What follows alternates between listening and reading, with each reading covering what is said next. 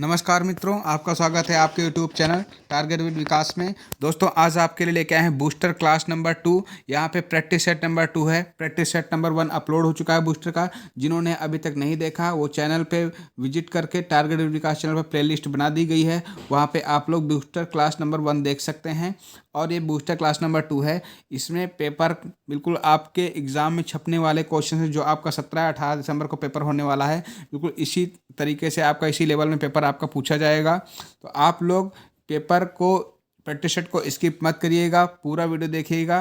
तो और 25 क्वेश्चन इसमें लिए गए हैं। 25 में कितने क्वेश्चन आपके सही हुए कमेंट बॉक्स में ज़रूर बताइएगा। जितने भी विद्यार्थियों ने अभी तक चैनल को सब्सक्राइब नहीं किया, सब्सक्राइब अवश्य कर लें। और नीचे बेल आइकन दिया होता है, बेल आइकन को प्रेस कर लें, जिससे कि कोई नेक्स्ट वीडियो अपलोड हो तो आपको आसानी से मिल सके। चलिए दोस्तों, बिना आपका टाइम वेस्ट किए हम फर्स्ट नंबर क्वेश्चन पे आते हैं। फर्स्ट नंबर क्वेश्चन में देखेंगे आप लोग क्यों कि किसी पार्टी में 120 सदस्य हैं, इनमें से 2/3 पुरुष व शेष महिलाएं हैं। इस क्लब में कितनी महिलाएं सदस्य हैं?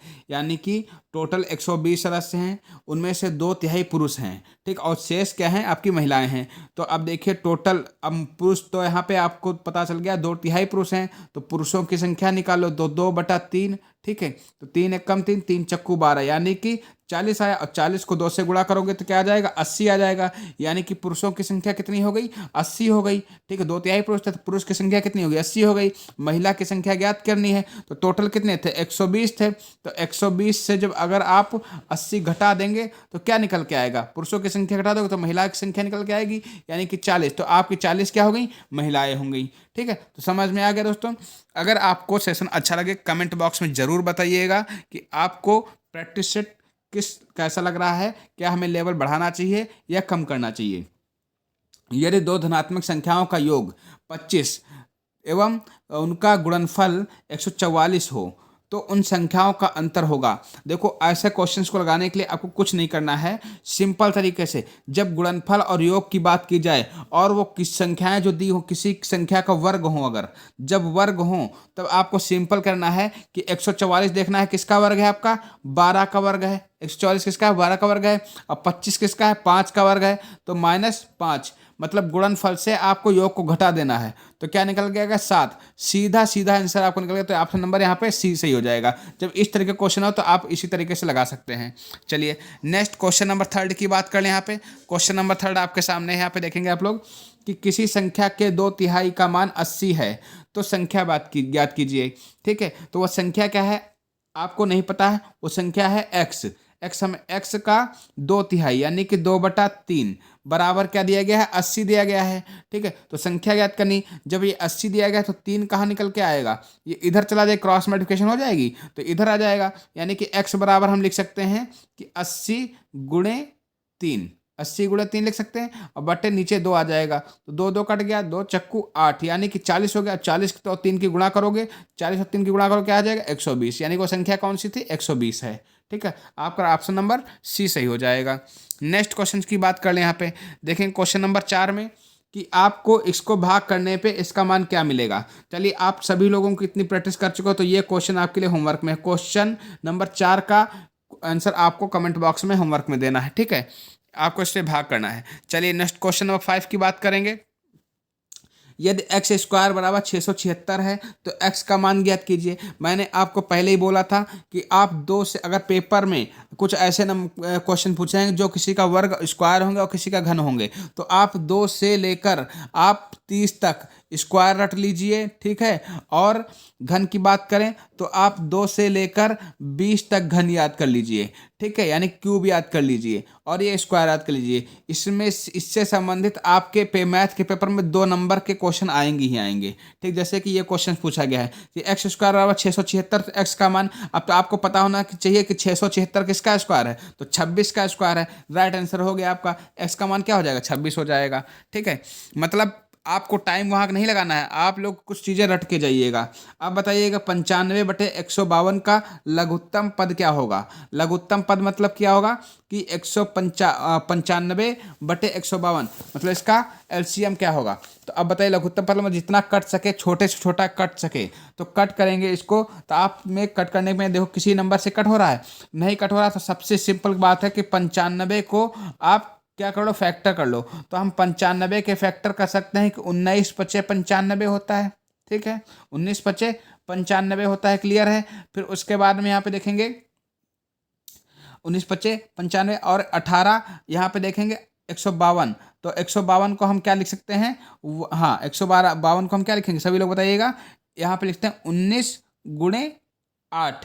19 × 8 कितना होता है, 152 होता है। ठीक है, 19 × 8 कितना होता है, 152 होता है। तो 19 क्या हो जाए, कट जाएगा, यानी कि सिंपल हो गया ना। तो यहाँ पे आपके 5/18 आ गया, 5/18। और जिनको कट करना आता है वो कट भी कर सकते हैं।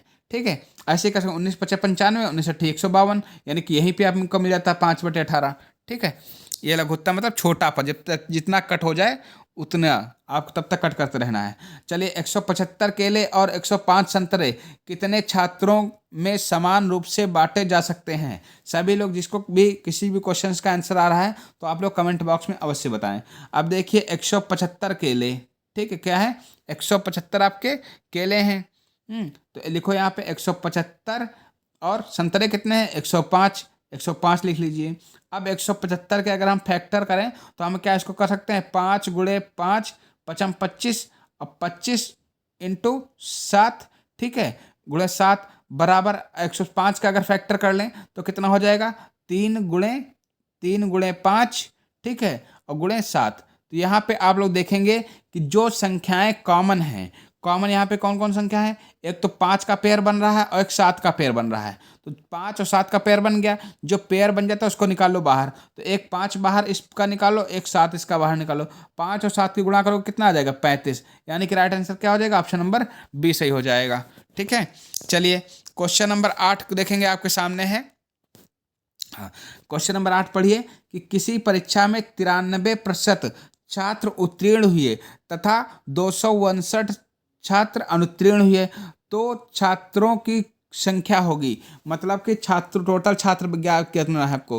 तो अब देखिए 93 छात्र उत्तीर्ण हुए, ठीक है, तो 93 जब उत्तीर्ण हुए हैं तो अनुत्तीर्ण कितने परसेंट हुए हैं, 93%। तो टोटल परसेंटेज कितने का होता है, 100% का होता है, -93 करोगे तो आपको पता चल जाएगा कि 7% क्या हुए हैं, आपके अनुत्तीर्ण हुए हैं। ठीक है, अनुत्तीर्ण हुए हैं, क्लियर यहाँ पे हो गया। अब देखिए कुल छात्रों की संख्या ज्ञात करनी है, तो कुल छात्रों की संख्या लिखो यहाँ पे, कुल छात्र, कुल छात्र बराबर लिखो यहाँ पे 259। ठीक है, 259 गुणे टोटल परसेंटेज कितना होता है, 100। तो 100 बटे क्या हो जाएगा, 7, कितना, 7 हो जाएगा। जब इसको आप कट कर लोगे तो ये आपका 37 पूरा जाएगा, 7 × 21 होता है, यहाँ पे कितना 7 आ जाए, 7 × 7 = 49, 4 बचेगा। तो यानी 37, यानी 37 और 100 की गुणा कर दो कितना है, 3700। यानी कि इसका राइट आंसर क्या हो जाएगा आपका, ऑप्शन नंबर ऑप्शन नंबर यहाँ पे बी सही हो जाएगा। ठीक है, ऑप्शन नंबर बी सही हो जाएगा। चलिए, हाँ दोस्तों, इसके पीडीएफ भी आप लोगों को मिल जाएगी। ठीक है, आप जितने लोग भी पेड ग्रुप से जुड़े हुए हैं उनको पीडीएफ भी मिल जाएगी। ठीक है, आप लोग परेशान होने की जरूरत नहीं है, आप लोगों के सिलेक्टेड क्वेश्चन लाए जाएंगे कि एग्जाम के लेवल, जब आप एग्जाम देकर निकलेंगे तो आपको लगेगा कि हाँ सामने कहीं ना कहीं ये क्वेश्चन पड़ा हुआ है।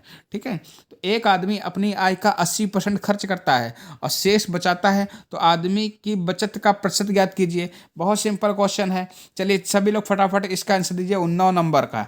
हम आंसर कराएंगे लेकिन आप लोग कमेंट बॉक्स में दीजिए आंसर, देखते हैं कितने बच्चे इसका आंसर सही करते हैं। 9 नंबर का आंसर दीजिए।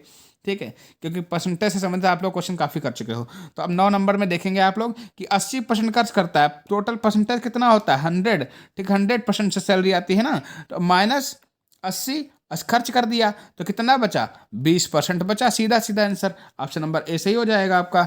ठीक है, चलिए क्वेश्चन नंबर 10 पे आ जाइए।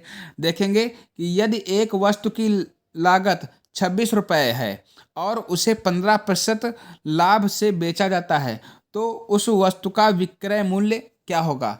तो विक्रय मूल्य ज्ञात करना है, 26% है तो 26 रुपये है आपका। ठीक है, और लाभ कितना है, 15% लेता है, मतलब 100% होता है, उसमें 115 बेचेगा, यानी कि 115 हो जाएगा बटे 100 हो जाएगा। ठीक है, तो जब इसको सॉल्व करोगे तो आपको क्या मिलेगा, तो आपको पता लगेगा कि 29 रुपये 99 पैसे। इसको सॉल्व करना तो आता ही होगा ना, तो 29 रुपये 99 पैसे आ जाएगा, ऑप्शन नंबर बी सही हो जाएगा। चलिए क्वेश्चन नंबर 11 में देखेंगे आप लोग। क्वेश्चन नंबर 11 आपके सामने है।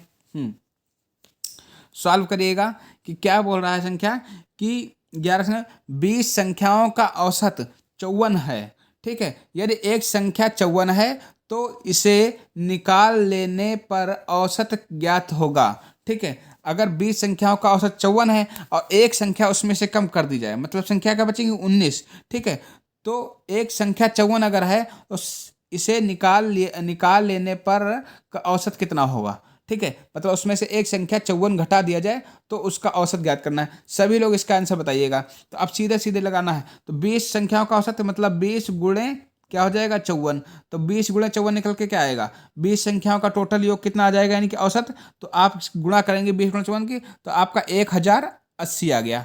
गुणा करने में कितना मिल रहा है 1080, और उसमें से एक संख्या 54 कम कर देनी है, तो यानी कि इसमें से माइनस कर दो 54। ठीक है, जब 54 इसमें से घटा दोगे तो क्या मिल जाएगा तुमको 1026 मिल जाएगा। 1026 मिलेगा इसके घटाने पर, एक संख्या कम कर दी गई। अब तो संख्या हमारे पास कितनी बची 19, तो यानी कि 19 संख्याओं का औसत कितना हो गया, तो 19 संख्याओं का औसत जो आपको निकालना है तो 1026 बटे 19, 19 से भाग करोगे, जब 19 से इसको भाग करो तो 54 ही निकल के आएगा। ठीक है, आंसर आपका 54 आएगा, तो ऑप्शन नंबर ए सही हो जाएगा। ठीक है, नेक्स्ट, अगर समझ में नहीं आ रहा आप लोग कमेंट बॉक्स में कमेंट करके भी पूछ सकते हैं। ठीक है, किसी प्रकार की कोई प्रॉब्लम आप लोगों को नहीं होनी चाहिए, क्वेश्चन समझ में आना चाहिए। ठीक है, अगर समझ में आया तो हम दोबारा भी आप लोगों को बता देंगे। ठीक है, कमेंट बॉक्स में जरूर बताइएगा कि आप लोगों को समझ नहीं आया, कि हम कोशिश करेंगे आपको बेस्ट से बेस्ट 2-3 तरीके से बताया जाए। ठीक, क्वेश्चन को चलिए क्वेश्चन नंबर 12 में देखेंगे आप लोग क्या लिखा हुआ है कि 6 पुरुषों का 15 दिनों का वेतन 2100 रुपये है। ठीक है, तो 9 पुरुषों का 12 दिनों का वेतन ज्ञात कीजिए। तो अब देखो 6 पुरुष का मतलब गुणा होता है, 15 दिनों का वेतन कितना है 2100 रुपये। सीधा सीधा समझ में आया। अब किसका ज्ञात करना है 9 पुरुष का। 9 पुरुष का कितने दिनों का 12 दिनों का वेतन कितना होगा नहीं पता है ना। तो अब यहाँ पे देखो जब ये बटे में 1 हो जाता है, हम तुमको बता चुके हैं, जब ये इक्वल में होता है क्रॉस मल्टीप्लिकेशन हो जाती है। तो आप लोग क्रॉस मल्टीप्लिकेशन जब करेंगे तो हम थोड़ा ऊपर समझा दे रहे हैं, तो ये ऊपर निकल के आ जाएगा। तो क्या हो जाएगा 12 नवा कितना होता है 108 होता है। तो अब देखोगे 2100 गुणे 108, 2100 गुणे 108 हो जाएगा। थोड़ा हम नीचे समझा दे रहे हैं आप लोगों को। ठीक है, इतना समझ में आ गया। अब इसके फैक्टर निकल के सीधा सीधा आ जाएगा 2100 गुणे 108। ठीक है, गुणे 108 हो जाएगा। समझ में आ गया। अब यहाँ पे क्या हो जाएगा 15 और 6 बचा था, 15 छक्का कितना होता है 90। जब इसको आप कट कर लेंगे तो कितना बचेगा, इसको कट करने पे आपको क्या मिलता है, तो आप इसको कट करिए सभी लोग 9 से कट कर लीजिए। 9 1 जा 9। अब यहाँ पे देखो 9 1 जा 9। ठीक है, और यहाँ पे क्या बचा 10 है, तो 1 बच गया, तो 9 दूनी 18 यानी कि 12। तो 221 और 12 की जब गुणा करते हो आप तो इसका राइट आंसर आपको क्या मिलता है। चलिए सभी लोग कमेंट बॉक्स में बताएं कि 210 और 12 की गुणा करेंगे कि गुणा भी करके दिखा दें हम।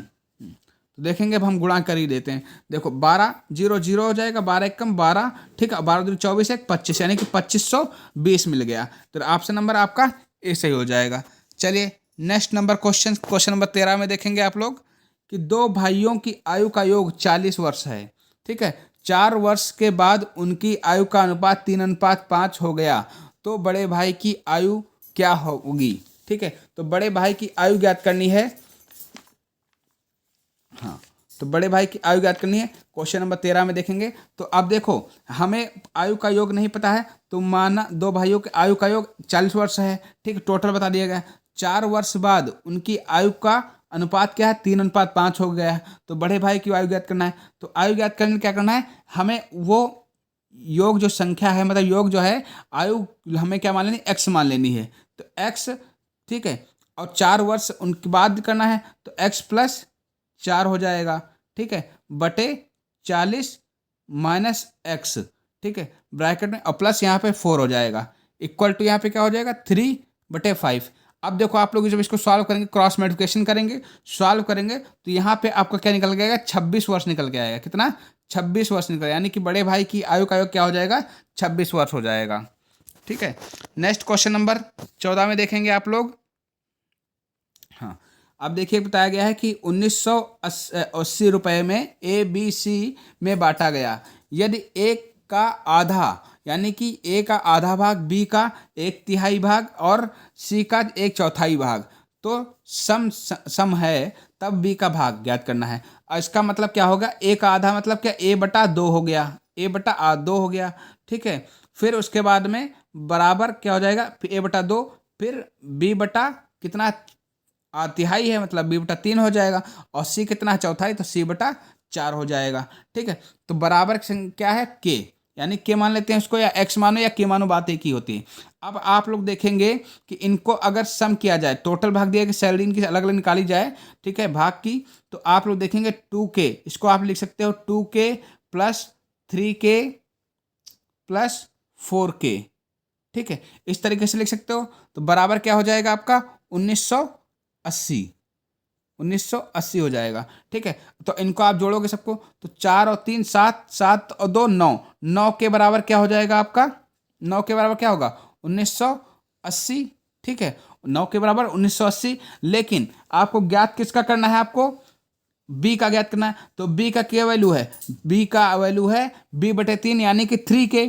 तो 3K ज्ञात करना है, तो आप सिंपल जिसका ज्ञात करना हो तो उसको क्या करते हैं, गुणे में कर लेते हैं। तो यहाँ पे 3K हो जाएगा, यहाँ पे 3K हो जाएगा। क्लियर, यहाँ पे 3K हो जाएगा। अब अपॉन में क्या करना है, 9K आ जाएगा, 9K। जब इसको आप कट करेंगे तो आपको क्या मिलेगा, 660 रुपये कट करने पर मिल जाएगा। ऑप्शन नंबर ए सही हो जाएगा, ऑप्शन नंबर ए सही हो जाएगा। नेक्स्ट क्वेश्चन नंबर 15 देखेंगे। क्वेश्चन नंबर 15 में आप लोगों को बताया गया है कि 20 लीटर के मिश्रण में दूध और जल 5:3 के अनुपात में है। तो अगर प्रस्तुत मिश्रण में 4 लीटर को 4 लीटर दूध से प्रतिस्थापित किया जाए तो नए मिश्रण में दूध व जल का अनुपात ज्ञात कीजिए। ठीक है, सभी लोग इसका आंसर बताएंगे कि इसका अनुपात क्या होगा। ठीक है, सभी लोग ज्ञात कीजिएगा। मिश्रण से 4 लीटर निकालने पर बचा मिश्रण। ठीक है, 4 लीटर दूध क्या होता है, निकाल लिया जाता है। 4 लीटर जो मिश्रण किया गया है निकालने पर बोला गया है ना। सभी लोग इसका राइट आंसर बताइए कि क्या हो जाएगा। तो मिश्रण से 4 लीटर बचा हुआ मिश्रण बराबर क्या होगा, अब 20, टोटल हमारा कितना है, 20 लीटर दूध है, टोटल हमारा कितना है, 20 लीटर। उसमें 4 लीटर दूध क्या होता है, प्रतिस्थापित कर लिया मतलब निकाल लिया जाता है, यानी कि 4 बराबर तो कितना बचेगा, 16 लीटर हमारा दूध बचेगा, 16 लीटर बचेगा। ठीक है, तो 16 लीटर मिश्रण में दूध कितना है, तो 16 लीटर मिश्रण में जो दूध निकालोगे तो 16, ठीक है, और गुणे क्या हो जाएगा, 5, दूध का अनुपात क्या है, 5 है, तो 5 बटे आप क्या हो जाएगा, नीचे 8 हो जाएगा, क्योंकि 5 और 3 कितना होता है, दोनों का अनुपात जब ऐड करोगे तो 8 हो जाएगा। तो यहाँ पे 8 का मान 8 दूनी 16, यानी कि दूध कितना आ गया, 16 लीटर में, 10 लीटर दूध 16 लीटर में है आपका। क्लियर, यहाँ पे हो गया। फिर अब देखो, नए मिश्रण में दूध यानी कि 10 लीटर दूध आ गया और इसमें 4 लीटर और ऐड कर दिया गया, मिश्रण कर दिया, तो नया मिश्रण कितना आ गया, 14 लीटर आ गया आपका। नया मिश्रण कितना आ गया, 14 लीटर। तो अब देखो 14 लीटर जब दूध है तो पानी टोटल कितना था, 20, तो पानी कितना होगा, 6 लीटर हो गया। ठीक है, पानी कितना हो गया आपका, 6 लीटर। जब 14 लीटर दूध निकल के आ गया आपका और पानी आपका 6 लीटर निकल के आ गया, तो अनुपात ज्ञात करना है, तो कट कर लो, 2 3 6, 2 7 14, यानी कि 7:3 आ गया आपका राइट आंसर। ऑप्शन नंबर आपका सी सही हो जाएगा। ठीक है, चलिए 16 नंबर क्वेश्चन में देखेंगे आप लोग कि एक पहिए की त्रिज्या 0.25 मीटर है। 11 किलोमीटर की दूरी तय करने के लिए पहिए को कितने चक्कर लगाएगा, बताइए। 11 किलोमीटर दूरी तय करने में पहिया कितना चक्कर लगाएगा। तो अब पहिए की परिधि आपको पहले ज्ञात करनी होगी, यानी परिधि ज्ञात करनी होगी। तो परिधि ज्ञात करने के लिए पहिए का फार्मूला क्या होता है, 2πr, 2πr, यानी कि 2 क्या हो जाएगा, 2, और पाई का मान कितना होता है, 22/7 होता है। आर कितना है, 0.25, आर कितना है, 0.25। जब इसको आप सॉल्व करते हैं तो आपको क्या मिलता है, 11/7 मीटर, 11/7 मीटर मिलता है। ठीक है, 11/7 मीटर मिलेगा। क्लियर, तो ये आपकी क्या हो जाएगी, अब साफी 11/7 मीटर दूरी तय करने में पहिया का एक चक्कर लगा था, ये एक चक्कर कंप्लीट निकल आया। ठीक है, अब देखिए यहाँ पे एक चक्कर लगाता है, फिर उसके बाद में निकालना क्या आपको है कि पहिए के कितने चक्कर लगाएगा। ठीक है, दूरी तय करें टोटल। तो यहाँ पे देखेंगे कि जब 11/7 किलोमीटर, यानी कि 11 किलोमीटर को हम क्या लिख सकते हैं, मीटर में है, किलोमीटर में दिया गया है, तो हम मीटर में चेंज करेंगे तो 11,000 मीटर लिख सकते हैं। ठीक है, तो हम इसको सीधे लिख सकेंगे 7 × 11,000, 7 × 11,000/11। जब इसको आप कट कर लोगे तो क्या आ जाएगा, 7,000 निकल के आ जाएगा, यानी कि टोटल कितना, ऑप्शन नंबर बी यहाँ पे सही हो जाएगा। नेक्स्ट क्वेश्चन नंबर 17 में देखेंगे आप लोग। क्वेश्चन नंबर 17, 200 मीटर लंबी एक रेलगाड़ी 20 किलोमीटर की गति से 300 मीटर लंबे प्लेटफार्म को पार करने में कितना समय लेगी। ठीक है, तो अब देखो 200 मीटर का सबसे पहले एक प्लेटफार्म हो गया, और फिर 300 मीटर एक लंबी 200 मीटर रेलगाड़ी हो गई, 300 मीटर प्लेटफार्म हो गया। ठीक है, तो दोनों को ऐड करोगे टोटल कितना आ गया, 500। ठीक है, दोनों कितना आ गया, 500। और ये क्या है, 90 क्या है तुम्हारा, किलोमीटर में है, और ये दूरी कितनी है, मीटर में है। जब ये मीटर में है और ये किलोमीटर में दी गई है, तो इसको आप चेंज करेंगे तो क्या करेंगे, 5/18 से गुणा करेंगे, 5/18 से गुणा करेंगे, तो यानी कि ऊपर हम पलट देंगे 18/5। ठीक है, अब इसको कट करेंगे तो ये आ जाएगा आपका 100 यहाँ पे। फिर उसके बाद में 18 एकम 18, 18×5 90, 5 एकम 5, 5 बीसम 100, यानी कि आपका क्या आ गया, 20 निकल के आया। 20 सेकंड में, कितने सेकंड में, 20 सेकंड में पार हो गया, यानी ऑप्शन नंबर आपका डी करेक्ट हो जाएगा। चलिए 18 नंबर क्वेश्चन की बात कर लें। यहाँ पे 18 नंबर क्वेश्चन देखेंगे कि 5,000 रुपये का कितने प्रतिशत, 5%। ठीक है, 5%, 6 वर्ष का साधारण ब्याज कितना है, तो अपान में 100 होता है फार्मूला, ये आप 0 0 कट हो जाएंगे। जब इसकी गुणा करेंगे तो आपका 6×5 = 30, और 30 और 50 की गुणा के कितना आ जाएगा, 1500, यानी कि ऑप्शन नंबर डी करेक्ट हो जाएगा। चलिए 19 नंबर क्वेश्चन देखेंगे आप लोग कि किसी मशीनरी का प्रतिवर्ष 20% की दर से मूल्य ह्रास होता है, तो 1250 रुपये की कीमत पर खरीदी गई उस मशीनरी का द्वितीय वर्ष के अंत में मूल्य की गणना कीजिए। चलिए 19 नंबर का आंसर बताएंगे कि मूल्य की गणना करनी है। तो 19 नंबर में देखेंगे, आपको मैं फार्मूला बता देता हूँ, सभी लोग इसका राइट आंसर सॉल्व करके बताएंगे। तो फार्मूला क्या होगा आपका, मिश्रण बराबर लिख लेंगे आप लोग, तो मिश्रण बराबर मूलधन, क्या, मूलधन ब्रैकेट में 1 माइनस दर बटे 100 अपॉन समय, यानी टाइम हो जाता है समय। इसमें आप वैल्यू रखेंगे, तो आप जब वैल्यू को सॉल्व करेंगे रख के, ठीक है, तो मूलधन आप कितना है, 1250 है, और आपका टाइम यहाँ पे दर कितनी है आपकी, 20% है। यहाँ पे दर की जगह 20% रखेंगे, सॉल्व करेंगे तो आपको क्या मिलेगा, 800 रुपये आपको मिल जाएगा। राइट आंसर आपका ऑप्शन नंबर बी हो जाएगा। यहाँ पे 20 नंबर क्वेश्चन देखेंगे। 20 नंबर आपके सामने क्वेश्चन है कि एक समचतुर्भुज के विकर्ण की लंबाई 3 सेंटीमीटर व 4 सेंटीमीटर है। ठीक है, तो समचतुर्भुज की लंबाई ज्ञात कीजिए। ठीक, यहाँ पे 4 दोस्तों स्किप हो गया है, यहाँ पे लिख लीजिए आप 4 सेंटीमीटर है। ठीक है, 3 सेंटीमीटर और 4 सेंटीमीटर है, तो इस समचतुर्भुज की लंबाई ज्ञात कीजिए। ठीक है, जब लंबाई ज्ञात करते हैं तो फार्मूला होता है अंडर रूट में, आप इसको कर सकते हैं 3 का स्क्वायर प्लस 4 का स्क्वायर, अंडर रूट में ही। तो 3 का स्क्वायर कितना होता है, 9, और प्लस 4 का स्क्वायर कितना, 16। अब अंडर रूट में बताइए कि 16 और 9 को जो ऐड करो कितना है, 25, तो अंडर रूट 25 मिलेगा। अंडर रूट 25 का मतलब क्या होता है, 5, किसका स्क्वायर होता है, 5 का स्क्वायर होता है, आपकी 5 सेंटीमीटर आ गई। ऑप्शन नंबर बी सही हो जाएगा। ठीक है, चलिए क्वेश्चन नंबर 21 की बात कर लें। यहाँ पे क्वेश्चन नंबर 21 देखेंगे आप लोग कि 4 सेंटीमीटर वाले त्रिज्या के 2 वृत्त एक दूसरे को काटते हैं, दोनों से जुड़े हुए कुल क्षेत्रफल 28 पाई वर्ग सेंटीमीटर हैं, तो दोनों की उभयनिष्ठ क्षेत्रफल क्या होगा, तो दोनों का उभयनिष्ठ क्षेत्रफल आपको ज्ञात करना है। ठीक है, तो अब 4 सेंटीमीटर है तो क्या होता है, 4πr स्क्वायर होता है, तो r कितनी है, 4 सेंटीमीटर है, तो r का स्क्वायर हो गया, यानी कि तो क्या आ जाएगा, पाई 16, यानी कि 16 पाई हो जाएगा। कितना हो जाएगा, 16 पाई यहाँ पे हो जाएगा।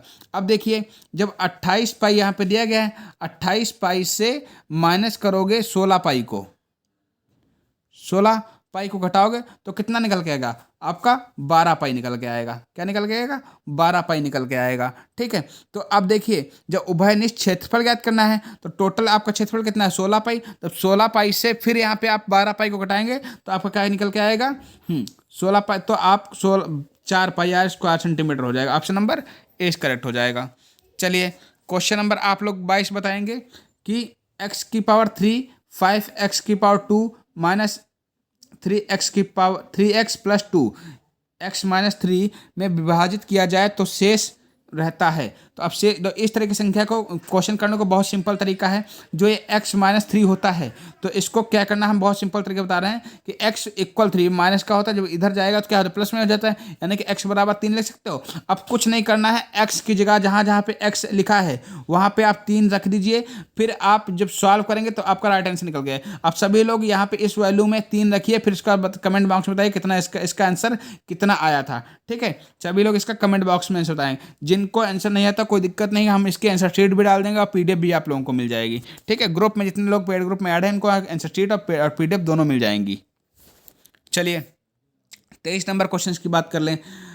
त्रिभुज के बाहरी कोण का योग कितना होगा? तो हमेशा याद रखना, त्रिभुज के बाहरी कोण का योग कितना होता है? 360 होता है। ऑप्शन नंबर सी सही हो जाएगा। चलिए क्वेश्चन नंबर 24 करेंगे। क्वेश्चन नंबर 24 देखेंगे कि एक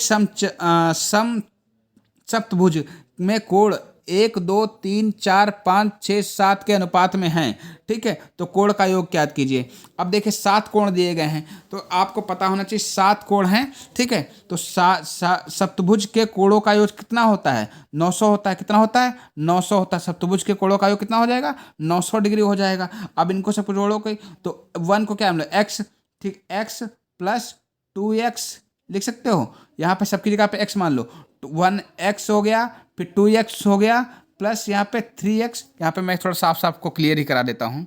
आप इसको ले सकते हो कि x 1 को हम क्या लिख सकते हैं? 1x। ठीक है, plus 2x plus 3x plus 4x plus 5x plus 6x plus 7x बराबर कितना है? आपका 900 है। जब इनको आप सम करोगे तो निकल के आएगा 30x। जब को सभी को जोड़ोगे तो 30x = 900 निकल के आएगा। 900 डिग्री है कोण। ठीक है, तो x बराबर क्या हो जाएगा? ये कट जाएगा तो 3 × 9 यानी कि 30 डिग्री। एक x की वैल्यू कितनी है? 30 डिग्री। एक x की वैल्यू कितनी हो जाएगी?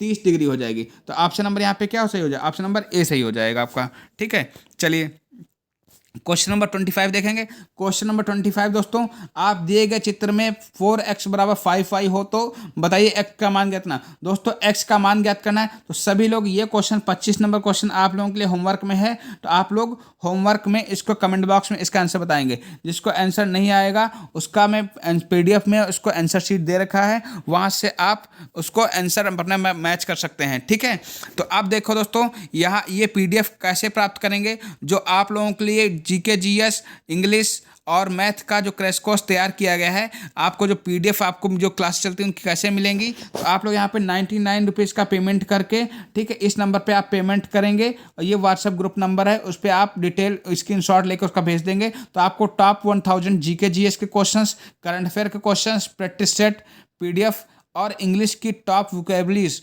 वर्ड जो आपके एग्जाम में पूछी जाती हैं और प्रैक्टिस सेट जो भी आपके एग्जाम पेपर में कराए जाएंगे, जितने भी प्रैक्टिस सेट कराए जाएंगे, चाहे मैथ का हो, चाहे GK GS का हो, चाहे हिंदी का हो, चाहे आपका इंग्लिश का हो, चारों सब्जेक्ट का आपका प्रैक्टिस सेट की PDF भी आपको प्रोवाइड कर दी जाएगी। ठीक है, तो आप लोग जिसको भी इंटरेस्टेड है, चाहते हैं कि हमें PDF हमें प्राप्त हो जाए या टाइम से हमें वीडियो मिल जाए, तो आप लोग ज़रूर बाय कर लीजिएगा।